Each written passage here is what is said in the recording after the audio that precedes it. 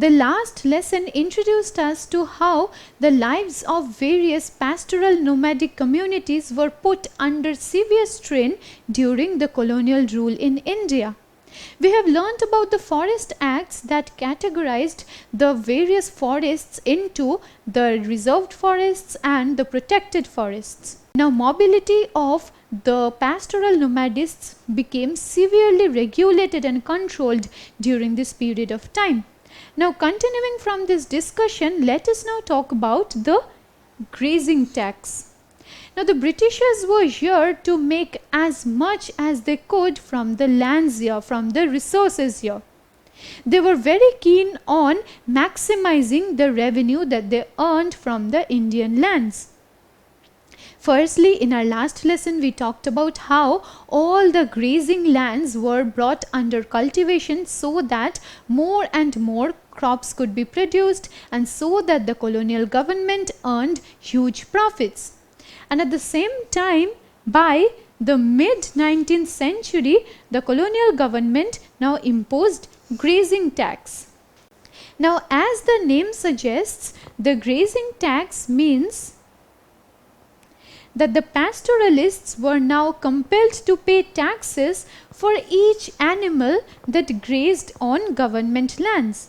So earlier on, the lands that were free for the pastoralists to wander on, for the animals to graze on, were now under government control. And by the mid-19th century, in order to maximize profits, the colonial government now imposed grazing tax, and the pastoralists, who were already very poor, who were already striving and struggling against hunger and poverty, were now compelled to pay taxes even for their animals to graze on the lands. So can you understand how difficult the lives of the pastoralists became when the colonial rule was established in the country? Now, before proceeding with this lesson, let me ask you a question. The grazing tax introduced by the colonial government in India required individuals to pay taxes for living in forested regions. Do you think this statement is true or false?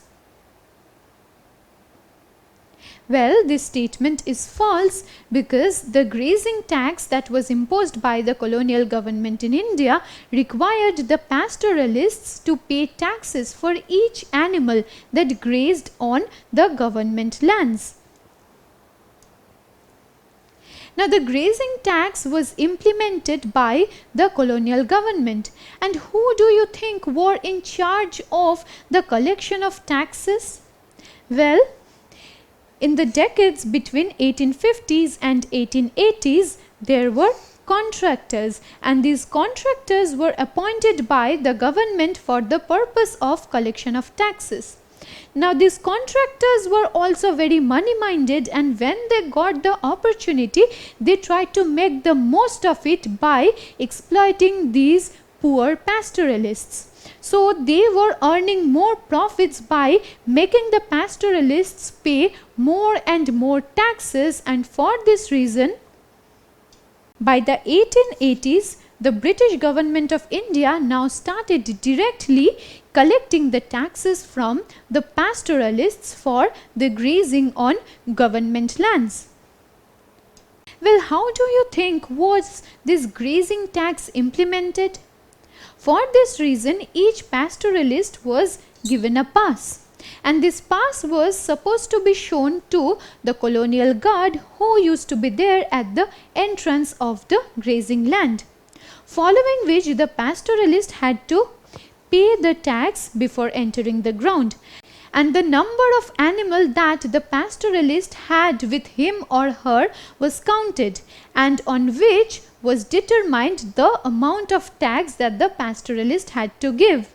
So this entire system was very oppressive because formerly these lands were all free, and forested regions are supposed to be free because forests can never be under someone's possession. No grazing land can be under the possession or ownership of any particular person. But it happened so during the colonial period that all the lands were controlled by the colonizers, and the pastoralists had no other option but paying taxes before entering these grounds. Now, in the year 1928, a royal commission on agriculture presented a report. Now, what did this report talk about? This report talked about the shrinking of grazing lands in the subcontinent. Now, a very important reason that contributed to the shrinking of grazing lands was that all the lands were being brought under cultivation, and since the grazing lands were being converted into cultivable lands, the shrinking of grazing lands continued to happen. And along with that, overpopulation and the stress on grazing lands was another reason that contributed to the shrinking of pastures. More and more irrigation facilities which were required for the pursuit of agriculture was another very important reason that contributed to the shrinking of grazing lands. And well, it were the pastoralists who were at the receiving end of it all. Because the shrinking of grazing lands did not really matter to people who belonged to the other communities. It were the pastoral nomadists who were suffering because the grazing lands were now decreasing. Those were now being reduced to absolutely nothing under the colonial rule. We have also learnt how the pastoralists were no longer able to move freely between various forests, between various grazing lands. And it was very difficult for them to find fodder for their cattle, for their livestock, which is why now ensued shortage of forage. And animals were no longer able to sustain themselves, because how can the animals survive without having proper food? Without getting proper forage, how can any animal survive? And this now led to the deterioration of the quality of livestock, because the animal produces like the dairy products or even meat now became of an inferior quality, simply because the animals were not getting sufficient food, they were not getting sufficient forage. And a lot of animals were also dying of starvation and hunger. So the situation was pathetic. So many animals were losing their lives only to hunger and starvation, simply because the colonial government had imposed very arbitrary and oppressive laws that regulated the movement and mobility of the pastoral nomadists. Now, the question that arises in this regard is that how did the pastoralists cope with these changes? Because the colonial rule supplanted the existing social order. Earlier on, they had very good cooperation with the farmers who allowed them to use the grazing lands which were not cultivated.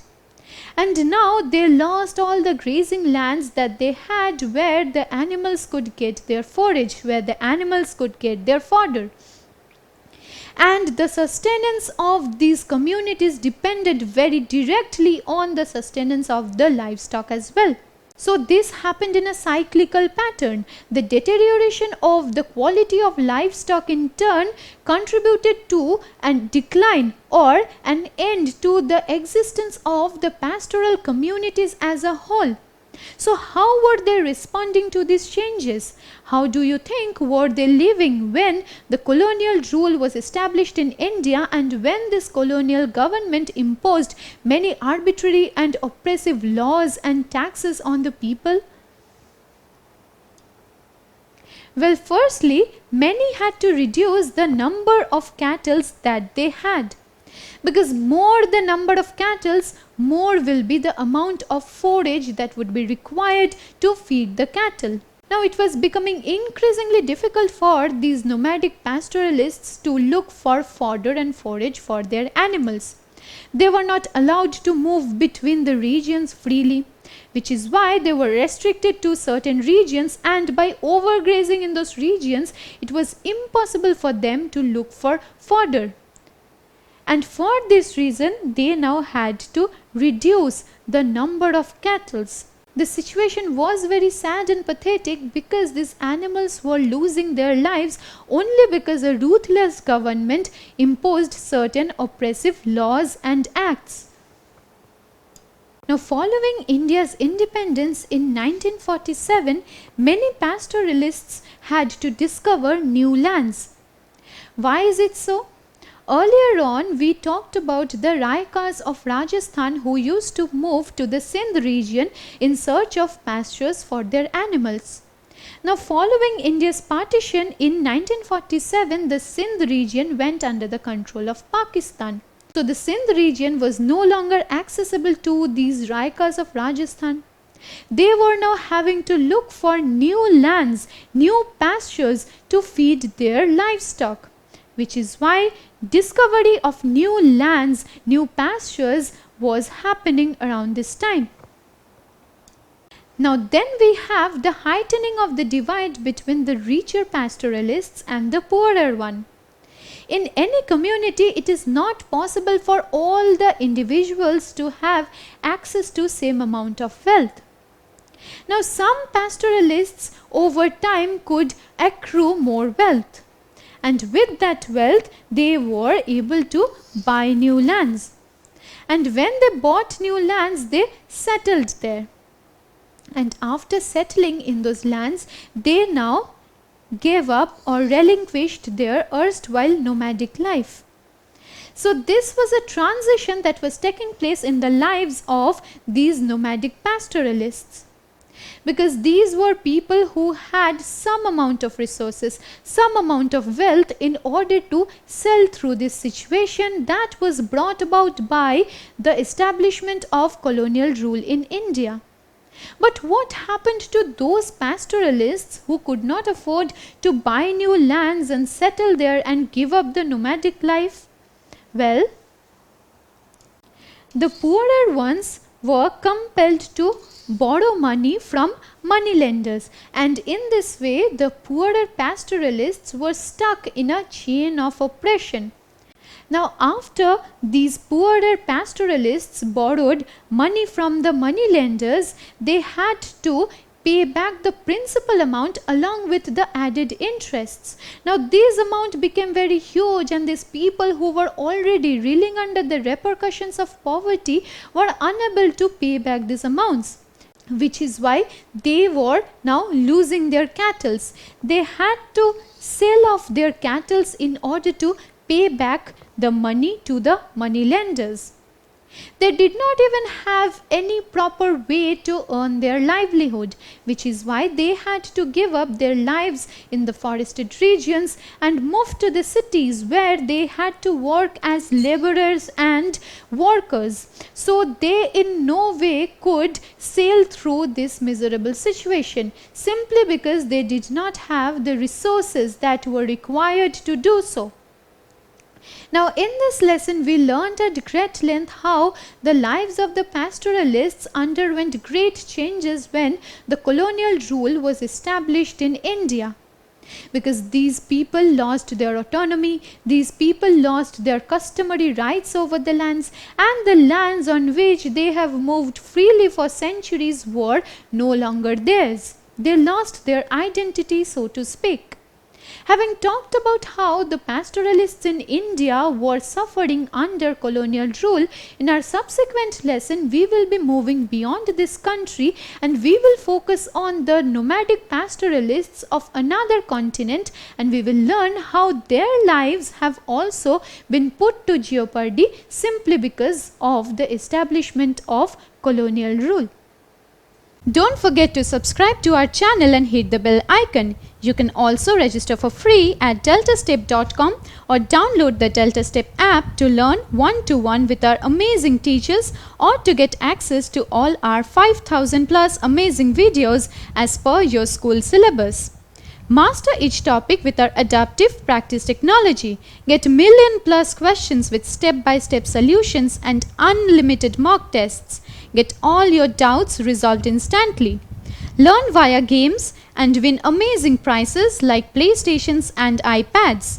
So at DeltaStep, learning is not just fun and easy, it's rewarding too. So register for free now.